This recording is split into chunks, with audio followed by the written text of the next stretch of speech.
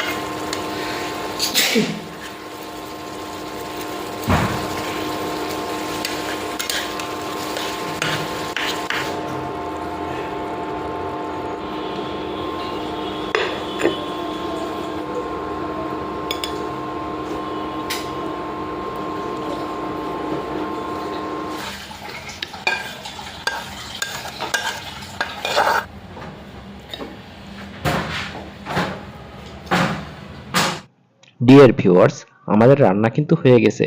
দেখুন কত সুন্দর একটা কালার আসছে। এটার শুধু কালারই সুন্দর না, খেতেও সুন্দর এবং টেস্টফুল। এরকম আরো সুন্দর সুন্দর রান্না পেতে আমাদের চ্যানেলটা সাবস্ক্রাইব করতে পারেন।